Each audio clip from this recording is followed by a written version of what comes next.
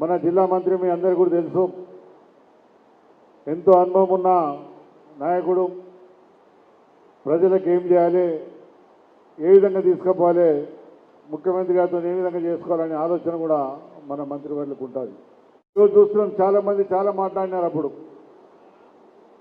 ఏ పథకం కూడా ఎక్కడ కూడా ఆగుతలేదు, మనం అందరం కూడా చూస్తున్నాం.